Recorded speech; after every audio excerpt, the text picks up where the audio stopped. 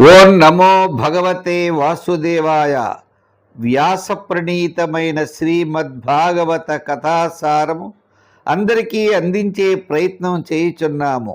ఈ అమృత ఫలాన్ని మీరు ఆస్వాదించుచు మీ పిల్లలకు మరియు ఇతరులకు అందరికీ దీన్ని అందించే ప్రయత్నం చేయండి. ఆ వాసుదేవుని యొక్క అనుగ్రహం వల్ల సమస్తమైనటువంటి జనులకు శుభ పరంపర ఏర్పడును. ఆ వాసుదేవుని యొక్క అనుగ్రహం అందరికీ ఉండాలని చెప్పి కోరుచున్నాము. కదంబసోన కొండలం సుచారుగండ మండలం వ్రజాంగనైక వల్లభం నమామి కృష్ణ దుర్లభం. యశోదయా సమోదయా సగోపయా సనందయా యుతం శుభైకదాయకం నమామి గోపనాయకం. కృష్ణం వందే జగద్గురుం. ఓం శ్రీ మహాగణాధిపతయే నమః. ఓం నమో శ్రీలక్ష్మీ వెంకటేశ్వర స్వామినే నమః. ఓం నమో భగవతే వాసుదేవాయ. రామాయ రామభద్రాయ రామచంద్రాయ వేధసే రఘునాథాయ నాథాయ సీతాయ పతయే నమః. నారాయణం నమస్కృత్య నరం చైవ నరోత్తమం దేవీం సరస్వతీం వ్యాసం తతో జయముదీరయేత్. ఋషిభ్యో నమః, మునిభ్యో నమః, గురుభ్యో నమః, పితృభ్యో నమః. వాసుదేవుడికి ప్రణామాలు సమర్పించుకుంటూ మనం శ్రీమద్భాగవతంలో నవమ స్కందంలో 15వ అధ్యాయంలో ఉన్నాం. రుచీక మహర్షి జమదగ్ని పరశురాముడి యొక్క వృత్తాంతం ఈరోజు. పరశురాముడు ఆయన యొక్క అవతారాన్ని శ్రీమన్నారాయణుడు ఎందుకు ఎత్తవలసి వచ్చింది? గర్వంతో కూడి ఎవరైతే ప్రజల్ని ఇబ్బంది పెడుతున్నారో ఆ రాజులందరినీ కూడా సంహరించడం కోసం శ్రీమన్నారాయణుడు పరశురాముడి యొక్క అవతారం ఎత్తవలసి వచ్చింది అని చెబుతూ ఉన్నారు. సరే, ఈ పురూరవుడి యొక్క వంశంలో 6 కుమారులు ఉన్నారయ్యా. ఆ కుశునకు కుశాంబుడు, తనయుడు వసువు, కుశనాభుడు అనే 4 కుమారులు ఉన్నారయ్యా. ఆ కుశాంబుడి యొక్క కుమారుడే గాధి అనేవాడు. ఈ గాధి యొక్క పుత్రిక ఎవరయ్యా అంటే సత్యవతి. గాధి మహారాజు ఆయన యొక్క పుత్రిక సత్యవతి అనమాట. ఈ రుచీకుడు అనేటువంటి బ్రాహ్మణుడు గాధి దగ్గరికి వచ్చి, మీ సత్యవతిని ఇచ్చి నాకు వివాహం చెయ్యాలి అని కోరాడు. గాధి అనుకున్నాడు, ఏంటి ఈ బ్రాహ్మణుడు, కుశుక వంశజులమయ్యా మేము, నా కుమార్తె నేను భార్యగా పొందడానికి తగినది కాదు, అంత సులభం కాదు. అయితే నువ్వు ఒకవేళ ఆమెను పెండ్లి ఆడాలి అన్నట్లయితే ఒక శ్యామవర్ణంతో కూడినటువంటి, శ్యామవర్ణం ఒక చెవి ఉంటుంది అన్నమాట అండి, అటువంటి తెల్లని గుర్రాలు 1000 గుర్రాలని నువ్వు తీసుకొస్తే, కన్యాశుల్కంగా తీసుకొస్తే తప్పకుండా నా యొక్క అమ్మాయి సత్యవతిని నీకు ఇచ్చి వివాహం చేస్తాను అని రుచీక మహర్షితో గాధి అన్నాడు. ఏకతః శ్యామకర్ణానాం హయానాం చంద్రవర్చసాం. ఏకతః శ్యామకర్ణానం, ఒక చెవి మాత్రమే శ్యామ రంగులో ఉంటుంది, మిగిలిన గుర్రమంతా కూడా తెల్లగా ఉంటుంది, చంద్రవర్చస్సుతో ఉంటుంది. సహస్రం దీయతాం శుల్కం, అటువంటి 1000 గుర్రాలు ఇవ్వాలి. కన్యాయా కుశికా వయం అని చెప్పేటప్పటికీ ఈ రుచీక మహర్షి వరుణదేవుడి దగ్గరికి వెళ్ళాడు. వరుణదేవుడిని కోరాడు. అప్పుడు వరుణదేవుడు 1000 గుర్రాలు, తెల్లటి గుర్రాలు, ఒక చెవు నల్లగా ఉన్నట్టు శ్యామ రంగులో ఉన్నటువంటి వాటిని ఇచ్చాడు. అవి గాధి మహారాజుగా ఆ 1000 గుర్రాలని ఇచ్చి గాధి కుమార్తె అయినటువంటి సత్యవతిని ఆయన వివాహం చేసుకున్నాడు. ఎవరు? ఈ రుచీక మహర్షి. అంటే రుచీక మహర్షి భార్య పేరు సత్యవతి, అత్తగారు కూడా ఉన్నది. అత్తగారికి గాధికి పుత్ర సంతానం లేదు, స్త్రీ సంతానమే ఆయనకి. ఈ అత్తగారు కూతురు దగ్గర ఉండేది. ఇద్దరూ కలిసి ఆ రుచీక మహర్షిని ప్రార్థించారు. నువ్వు చాలా గొప్ప తపోవంతుడువు, చాలా శక్తివంతుడువు, నీ యొక్క తపప్రభావం చేత మాకు పుత్ర సంతానం కలిగేటట్టు చూడు అని చెప్పి ఓ పక్క సత్యవతి భార్య, రెండో వైపు అత్తగారు ఆ రుచిక మహర్షిని ప్రార్థించారు. అలా ప్రార్థించేటప్పటికీ ఆ రుచిక మహర్షి 2 పాత్రలను తీసుకున్నాడు. చెరు పాత్ర అంటారు. చెరు అంటే అన్నం. అన్న పాత్రలు 2 పాత్రలు తీసుకున్నాడు. ఒక పాత్రలో బ్రాహ్మ మంత్రాల చేత, ఓ పాత్రని బ్రాహ్మ మంత్రాల చేత ఓ పాత్రని పవిత్రంగా చేశాడు. దాన్ని ఆ మంత్రాలన్నీ దాంట్లో అధిష్ఠించాడు సంతానం కోసం. చెరు పాత్ర అంటారు. అలాగే అత్తగారు మరి రాజులు కాబట్టి క్షాత్ర మంత్రాలతో మరి ఒక పాత్ర రెండోది తయారు చేశాడు, చెరు పాత్ర. సరే, 2 పాత్రలు శుభ్రంగా చేసి ఆయన తపశక్తి అంతా దారపోసి ఆ పాత్రలను అక్కడ పెట్టి ఆయన స్నానానికి వెళ్ళాడు. ఎంత లేదన్నా అల్లుడి మీద అత్తగారికి ఏమనిపిస్తుంది, ఏదో కొద్దిగా అనుమానం అనిపిస్తూ ఉంటుంది. అనిపించి సత్యవతి నంది, ఏమే నీకు ఇచ్చే పాత్ర నాకు ఇచ్చేయి, ఇద్దరికీ పుత్ర సంతానమే కదా, అల్లుడు గారు ఎక్కువ మంత్రాలు చదివి ఉండొచ్చు నీకు, అంచేత నీకు ఇచ్చే పాత్ర నాకు ఇచ్చేయి అని చెప్పేప్పటికి ఎంత లేదన్నా తల్లి మీ ప్రేమ కదండి. ఈ సత్యవతి ఏం చేసింది, తన కోసం ఏ పాత్ర అయితే బ్రాహ్మ మంత్రాలతో ఉంటుందో ఆ పాత్ర తల్లికి ఇచ్చింది. ఈమె క్షాత్ర మంత్రాలతో కూడిన పాత్ర, చెరు పాత్రను ఈమె తీసుకుంది సత్యవతి. తీసుకుని వాడు శుభ్రంగా భుజించేశారు. ఈయన రుచిక మహర్షి తద్విజ్ఞాయ మునిప్రాహ పత్నీం కష్టమకార్షి ఘోరే దండధర పుత్రో భ్రాతాతే బ్రహ్మవిత్తమ. ఎంత పని చేశారే మీరు, నీ పాత్ర మీ అమ్మగారికి ఇవ్వడం ఏమిటి, మీ అమ్మగారికి ఇచ్చే పాత్ర నువ్వు తీసుకోవడం ఏమిటి, చెయ్యకూడని పని చేశారు. నీకు ప్రజల్ని పీడించేవాడు, చాలా కఠిన మనసు కలిగిన వాడు నీకు పుత్రుడిగా పుడతాడని భార్యకి చెప్పాడు. మీ అత్తగారికి సౌమ్యుడు కలుగుతాడు అని చెప్పాడు. ఏం చేస్తారు,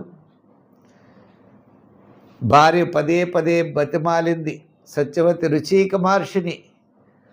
ఆయన సరే నీ పౌత్రుడు అలా కఠినంగా ఉంటాడులే అని చెప్పి ఆయన కొద్దిగా కనికరించారు ఆ రుచిక మహర్షి. కనికరించిన తర్వాత పౌత్రుడు మాత్రం కఠిన స్వభావము కలిగిన వాడవుతాడు అన్నారు. తస్యాం వై భార్గవ ఋషే సుత వసుమదాదయ యవీయాన్ యజ్ఞయేతేషాం రామ ఇత్యభివిశ్రుత. కొంతకాలానికి పుచ్చుకున్న తర్వాత ఈ యొక్క సత్యవతికి జమదగ్ని పుట్టాడు.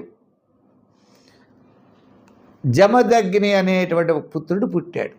ఆ జమదగ్ని పెద్దవాడు చేసిన తర్వాత రేణు మహాముని యొక్క కుమార్తెకు రేణుకును ఇచ్చి ఆ జమదగ్నికి వివాహం చేసి ఆ సత్యవతి వారిని వదిలి కౌశికీ నదిగా, పవిత్ర నదిగా మారి ఆమె ప్రవహించడం వెళ్ళిపోయింది సత్యవతి. ఇంకప్పుడు జమదగ్ని ఈ రేణుక ఇద్దరు కూడా ఉన్నారు. వారికి సంతానం కలిగారు. వారిలో రేణుకకు వసుమంతుడు మొదలగు కుమారులున్నారు. వారిలో చిన్నవాడైనటువంటి రాముడు అనేవాడు లోక ప్రసిద్ధుడయ్యాడు. ఆ రాముడు విష్ణువు యొక్క అంశతో పుట్టి కార్తవీరుడి యొక్క వంశాన్నంతా కూడా నాశనం చేసిన వాడు ఈ యొక్క రాముడు. ఆయన పేరే పరశురాముడు. అప్పుడు పరీక్షిత్తు సుఖమహర్షిని అడుగుతున్నాడు, ఏమని, ఓ సుఖమహర్షి, ఈ పరశురాముడు ఇన్నిసార్లు రాజు లేకుండా వాళ్ళందరినీ ఎందుకు సంహరించాడు, రాజులంటే ఆయనకు కోపమా ఏమిటి, ఆయన యొక్క పరశురాముడి యొక్క వృత్తాంతం ఏమిటి అని సుఖమహర్షిని పరీక్షిత్తు అడిగాడు. అప్పుడు సుఖమహర్షి చెప్పడం ప్రారంభం చేశాడు. రాజుల్లో గొప్పవాడు కార్తవీర్యార్జునుడు అనే ఒక ఆయన ఉన్నాడు. ఆయన శ్రీమన్నారాయణుడి యొక్క అంశావతారమైనటువంటి దత్తాత్రేయుణ్ణి అనేకమైన సేవలతో దత్తాత్రేయుడిని పూజించాడు. ఆ దత్తాత్రేయుడి యొక్క అనుగ్రహం వల్ల ఈ కార్తవీర్యార్జునుడు 1000 బాహువులు, బల పరాక్రమం, శత్రువులను జయించేటువంటి బలాన్ని ఆ దత్తాత్రేయుడి ద్వారా వరం రూపంలో పొందాడు. ఎప్పుడైతే పొందాడో అహంకారం, గర్వం ఇవన్నీ ఉండిపోతాయి.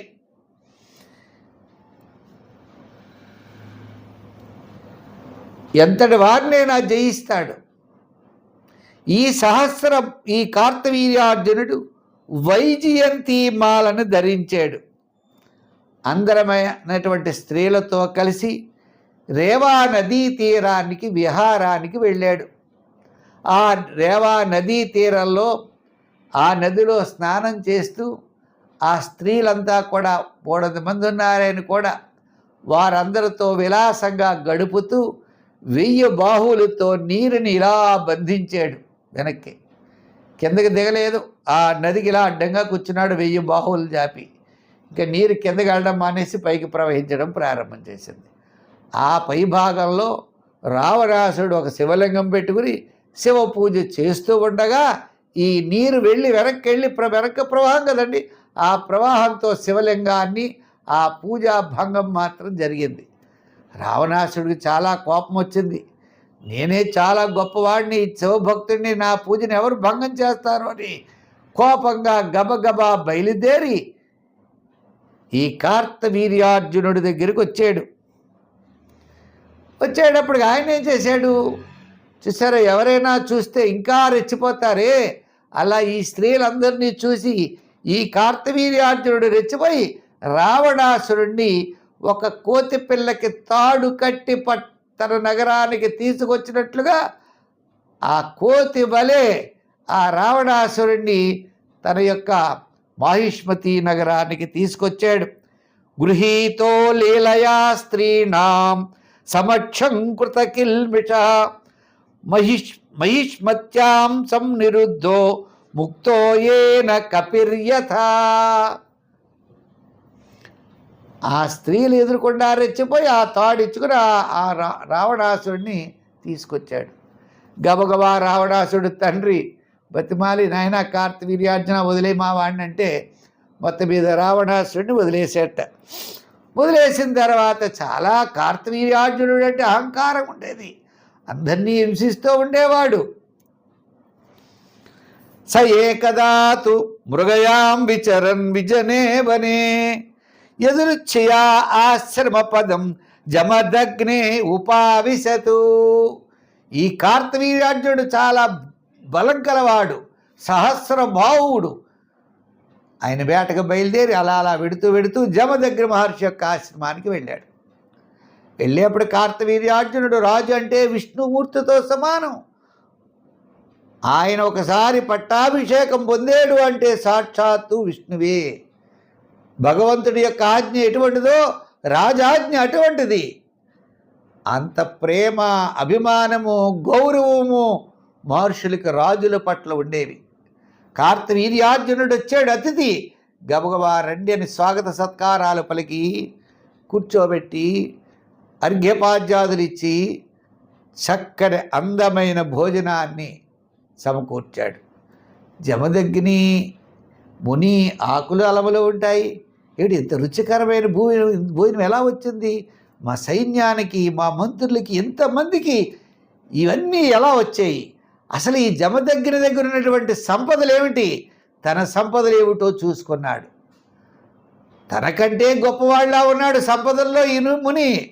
రాజుకుండాలి సంపదలు, మునులకి సంపదలు ఏమిటి అని ఆలోచించి ఈ సంపదలన్నీ ఎందుకు వచ్చాయి అని ఆలోచన చేసి దురభిమానం కలిగినటువంటి వాడి మాట మాత్రం కూడా అడగకుండా అక్కడ కామధేను ఉంటే ఆ కామధేను వల్ల ఇవన్నీ వచ్చి అని తెలుసుకుని కామధేనువుని, కామధేను యొక్క పుత్రికని ఇద్దరినీ కూడా మాహిష్మతీపురానికి తీసుకువెళ్ళండి అని భటులకు ఆజ్ఞాపించాడు. అలా ఆజ్ఞాపించినప్పుడు జమదగ్ని ముని ఆ జమదగ్ని ఏం మాట్లాడలేదు పాపం. ఏం మాట్లాడగలరు మహారాజు? ఏమీ అనలేదు ఆయన. అలా మాట్లాడకుండా ఉన్నాడు. ఈ లోపల కార్తవీర్యార్జునుడు వెళ్ళిన తర్వాత ఆ సమీపానికి దగ్గరలో ఉన్నాడు పరశురాముడు. వచ్చాడు, వచ్చి చూశాడు. చూసి ఏమిటి ఇంత దుష్కార్యం జరిగిందా? కార్తవీర్యార్జునుడు ఇలా చేశాడా? ఘోరమాదాయ పరశుం సతోణం చర్మకార్ముకం అన్వధావత దుర్ధర్షో మృగేంద్ర ఇవయూథపం. మంచి పవర్ఫుల్ త్రాచుపాము తొక్కేమనుకోండి, ఆ త్రాచుపాము బాగా పైకి లేస్తుంది. అంత కోపం. గండ్రగొడ్డలు తీసుకున్నాడు, ధనుర్బాణాలు తీసుకున్నాడు. సింహం మదపుటేనుగుని వేటాడడానికి బయలుదేరినట్లుగా సింహం మదపుటేనుగు పరిగెడుతోంది. సింహం పరిగెడుతున్నట్లుగా ఆ సింహ రూపంలో ఈ పరశురాముడు గండ్రగొడ్డలు తీసుకుని ఆ కార్తవీర్యార్జునుడి యొక్క నగరం వైపుకి బయలుదేరి వెళ్ళాడు. ఈ యొక్క పరశురాముడు ఎలా ఉన్నాడు? మృగ చర్మాంబరధారి, సూర్య కిరణాల వల్లే తేజస్సు. ఆ జడలన్నీ కూడా భయంకరమైన జడలు, ధనుర్బాణాలు, ఇవన్నీ కూడా బల్లాలు ఇవన్నీ ఉన్నాయి ఆయన దగ్గర. ఇలా వెడుతూ యుద్ధం చేస్తూ ప్రారంభమైంది. శత్రు సేనల్ని, కార్తవీర్యార్జునుల యొక్క సేనల్ని చీల్చి చెండాడుతూ ఉన్నాడు. ఇద్దరికి భీకరమైన ఘోరమైనటువంటి యుద్ధం జరిగింది. ఈ గండ్రగొడ్డలతో చేతులు కాళ్ళు అన్నీ కూడా సైన్యం వారి యొక్క అన్నీ తెగిపోతున్నాయి, శిరస్సులు తెగుతున్నాయి, సారథులు కూలిపోతున్నారు, వాహనాలు భిన్నాలైపోయాయి, శత్రుశానలన్నీ కూడా మట్టి కరిపించేటట్లుగా ఉందట. రణరంగంలో పరశురాముడి యొక్క గండ్రగొడ్డలు పుచ్చుకుని నడుస్తూ ఉంటే ఆ దెబ్బకి ఆ సైన్యం అంతా చల్లా చెదరైపోతోంది. కార్తవీర్యార్జునుడు తక్కువ 500 చేతులతో 500 ధనస్సులు పట్టుకుని ఇంకొక 500 చేతులతో బాణాలు పట్టుకుని అతను ఇన్ని బాణాలు పరశురాముడి మీద ఒక్కడి మీదకి వేసేవాడు. పరశురాముడు అవన్నీ కూడా ముక్కలు చేసేవాడట. అప్పుడు కార్తవీర్యార్జునుడు ఒక్కసారిగా పరశురాముడి మీద ప్రయోగించడమే కాకుండా పరశురాముడి మీదకు వచ్చేటప్పటికి ఆయన వెంటనే ఈ పరశురాముడు తన చేతిలో ఉన్నటువంటి గొడ్డలు తీసుకుని కార్తవీర్యార్జునుడి యొక్క చేతులు అన్నీ నరికేశాడు. ఎప్పుడైతే నరికేశాడో పర్వతం పడినట్లుగా కార్తవీర్యార్జునుడు కింద పడిపోయాడు. ఆ సహస్ర బావుల్ని నరుగుతూ ఉంటే ఆయన యొక్క పుత్రులు చూసి భయపడిపోయారట. 10,000 మంది పుత్రులు ఆయనకి, కార్తవీర్యార్జునుడికి. ఆ 10,000 మంది పుత్రులు కూడా తన తండ్రి యొక్క మరణాన్ని చూసి బాధపడిపోయారు.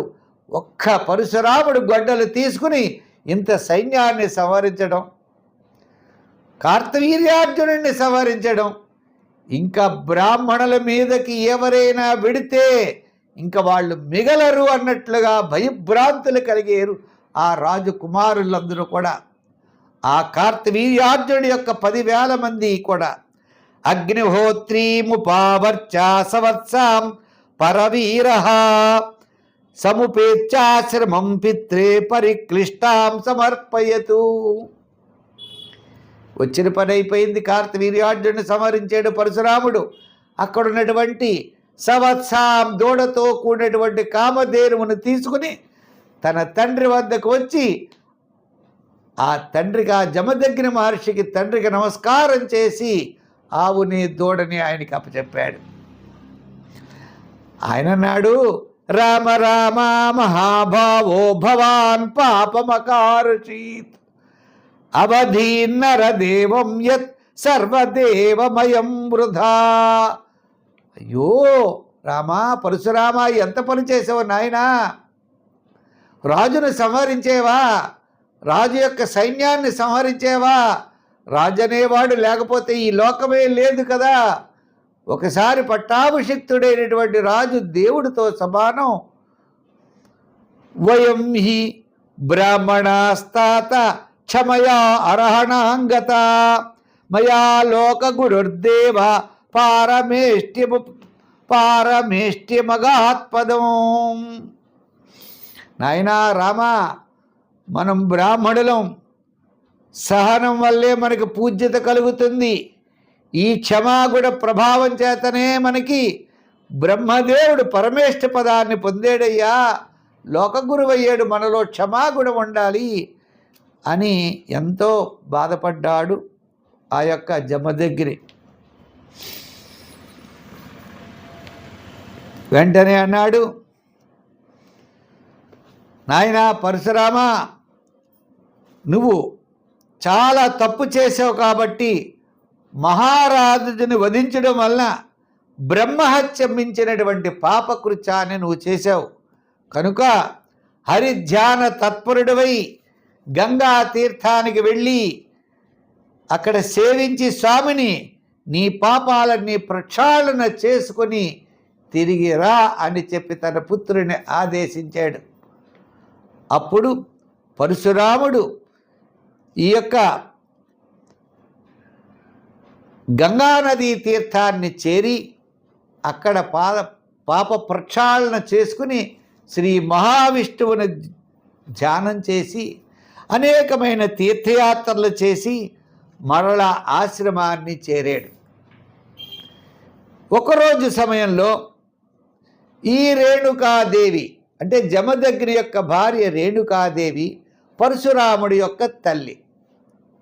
ఆ రేణుకాదేవి చక్కని మన బిందె, నీళ్ల బిందెను తీసుకుంది. అంటే ఆ రోజుల్లో నీళ్ల బిందె అంటే కడవ, కొండను తీసుకొని ఆ సమీపంలో ఉన్నటువంటి గంగా నదికి వెళ్ళింది. అంటే దాంట్లో స్నానం చేసి ఆ గంగా జలాన్ని తీసుకొచ్చి జమదగ్ని మహర్షికి ఇస్తే ఆయన సంధ్యావందనాది కార్యక్రమాలన్నీ కూడా పూర్తి చేసుకుంటారు. కానీ ఈమె గంగా నదిలో స్నానం చేసినప్పుడు అక్కడ చిత్రరథుడు అనేటువంటి గంధర్వుడు, ఆ గంధర్వుడు ఎలా ఉన్నాడయ్యా, పద్మమాలను ధరించేడు. అప్సరసులు కూడా ఉన్నారు, వారితో జలక్రీడలాడుతూ ఉన్నారు. ఆమె మనస్సులో గంధర్వుని ఎడల ఆకర్షితమైంది. తన మనసును ఆకట్టుకునేటువంటి ఆ దృశ్యాన్ని చూడడంలో ఆమె కొంచెం మునిగిపోయి కొంత ఆలస్యమైంది ఆమె జలం తీసుకురావడంలో. ఆ భర్త అయినటువంటి జమదగ్ని నిరీక్షిస్తూ ఉన్నాడని చెప్పి ఆ జలపాత్రను తీసుకొని జమదగ్ని దగ్గరికి వచ్చి ఆశ్రమాన్ని చేరి ఆ మహర్షి యొక్క ఎదురుకుండా ఈ జలపాత్రను పెట్టి ఆ అంజలి ఘటించి అలా నిలబడి ఉన్నది, దోసిలు ఇలా ఘటించి. అప్పుడు జమదగ్ని, వాళ్ళు మహర్షులు, భూతకాలం తెలుసు వాళ్ళకి, వర్తమాన కాలం తెలుసు, భవిష్యత్ కాలం కూడా తెలిసినటువంటి తపోవంతులు, సదా భగవత్ సేవలో ఉంటారు. ఓహో, నా భార్య మనస్సు ద్వారా మానసికంగా కొంత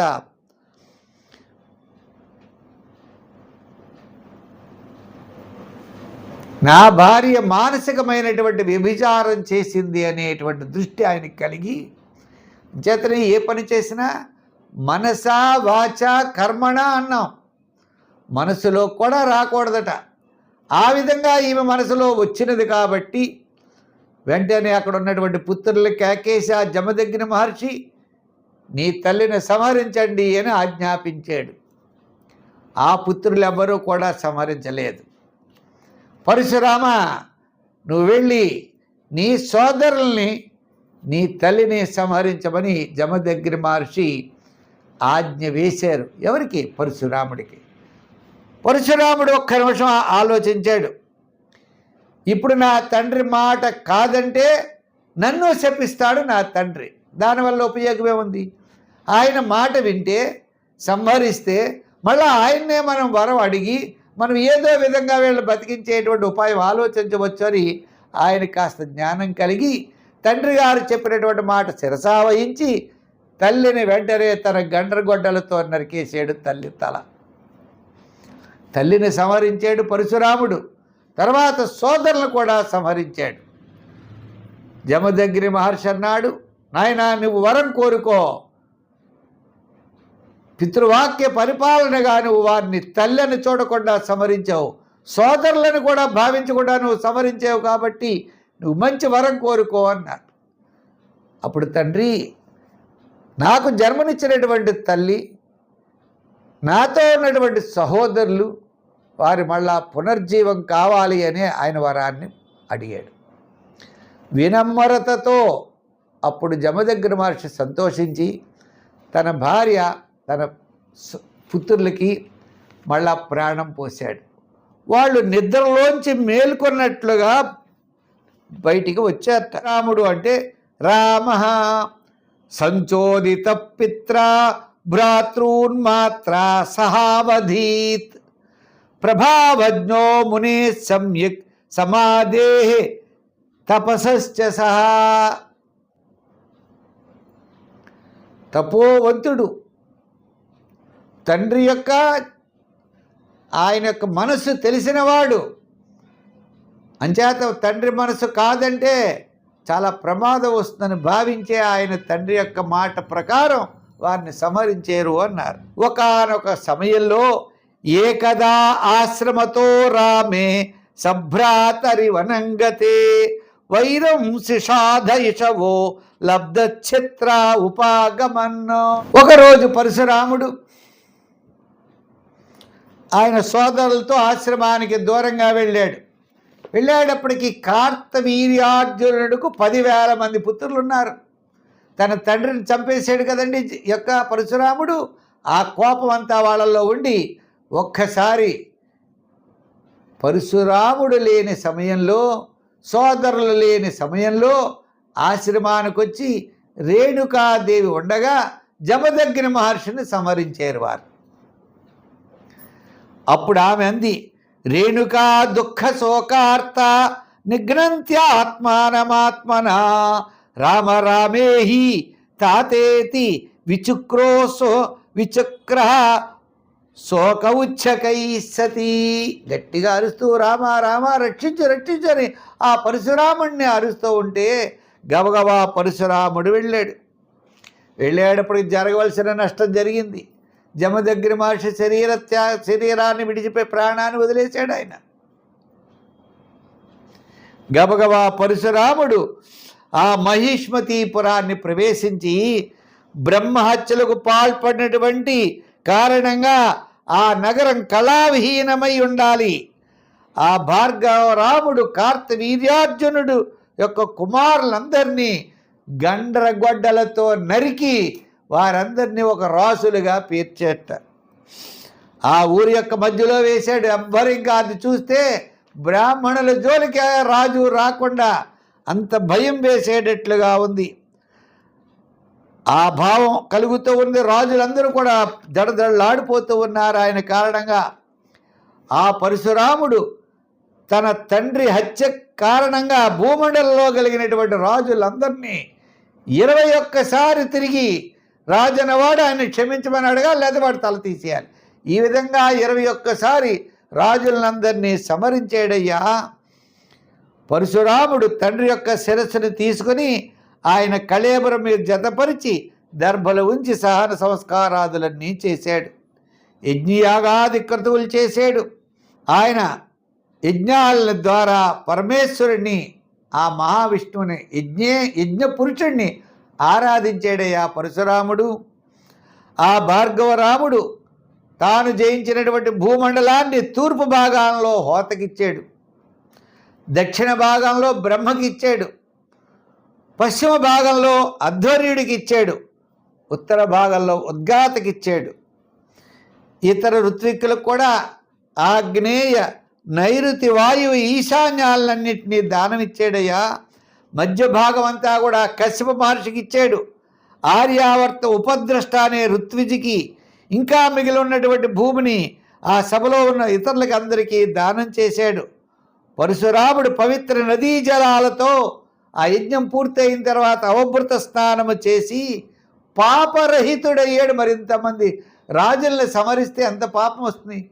ఆ పాపాన్నంతా కూడా ఆయన ప్రక్షాళన చేసుకుని ఆ సరస్వతి నదీ తీరంలో ఆ మహాత్ముడు మేఘాలు లేనటువంటి ఆకాశంలో సూర్య భగవానుడు ఎంత కాంతితో ప్రకాశిస్తాడో అటువంటి కాంతితో జమదగ్ని మహర్షి సంకల్పము యందు శరీరంలో ఉంచుకొని పరశురాముళ్ళ పూజలు అందుకుంటూ సప్తర్షి మండలంలో ఒకడై ఈ లోకంలో అందరి చేత ఆరాధింపదగినటువంటి మహానుభావుడయ్యా పరశురాముడు అని పరశురాముడి యొక్క వృత్తాంతాన్నంతా కూడా పరీక్షిత్తుకు సుఖమహర్షి చెప్పాడు. ఆయన మనకు అందించాడు ఆ మహానుభావుడి యొక్క చరిత్ర. ఇది వింటే చాలట మనలో పూర్వజన్మ సంచితమైనటువంటి పాపాలన్నీ కూడా నశిస్తాయి. ఆ పరశురాముడు అంత గొప్పవాడు. అంటే యజ్ఞయాగాది క్రతువుల ద్వారా భగవంతుడిని ఆరాధించాడు. ఆయన విష్ణువు యొక్క అంశ అయినప్పటికీ అంటే విష్ణువు ఏమన్నాడంటే గోవులకి ఇబ్బంది కలిగినా బ్రాహ్మణులకి ఇబ్బంది కలిగినా ఏ మానవులకి ఇబ్బంది కలిగినా ఆయన అవతారాలు ఎత్తుతూ ఉంటాడు. ఆయన లీలా అవతార విశేషం. అటువంటి లీలా అవతార విశేషమే పరశురాముడి యొక్క అవతార వృత్తాంతము అని చెప్పాడు. ఆ స్వామి యొక్క అనుగ్రహం మీకు మాకు అందరికీ ఉండాలని చెప్పి కోరుకుంటూ రేపు మంచి విషయంతో మళ్ళా కలుసుకుందాం. సర్వే జన సుఖినో భవంతు. స్వస్తి.